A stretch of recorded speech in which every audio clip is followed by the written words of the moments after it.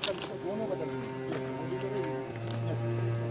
हाँ धनंजय यस बोलो बोलो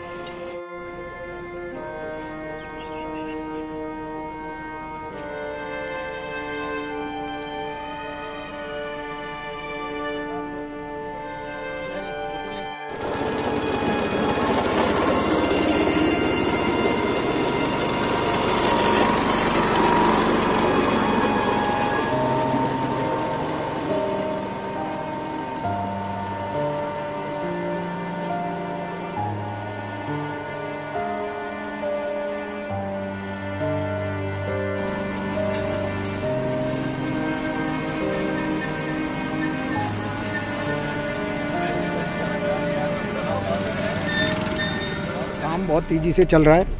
अभी बहुत जल्दी आप देखेंगे कि भारत से ट्रेन बांग्लादेश में जाएंगी और बांग्लादेश से ट्रेन भारत में आएंगी। आदमी लोग और सामान दोनों इधर उधर आएगा जाएगा, उससे इकोनॉमी बढ़ेगी, दोनों एरियाओं का क्षेत्रों का विकास होगा। कितना टाइम लग सकता है सर? बहुत ज़्यादा टाइम नहीं लगेगा। आप देख रहे हैं ना, एकदम रेडी है। जो वो होता है अपना पॉलिटिकल अरेंजमेंट होता है, जो नॉट पॉलिटिकल, जो कंट्री टू कंट्री अरेंजमेंट होगा, उसके बातचीत के बाद शुरू हो जाएगा।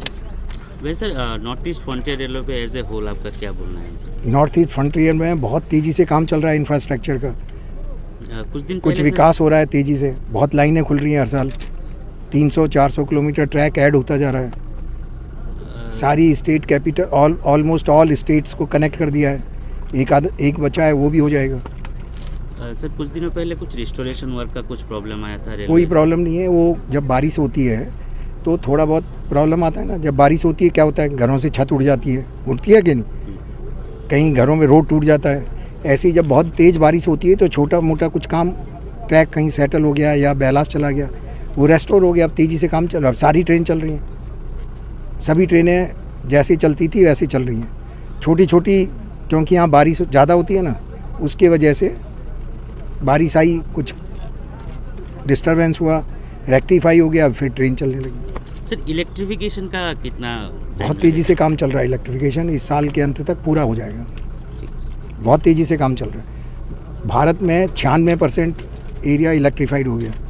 जो बचा है साउथ वेस्टर्न रेलवे, जो बेंगलोर वाला रेलवे है, जयपुर और यहाँ पर, वो भी पूरा हो जाएगा इस साल में।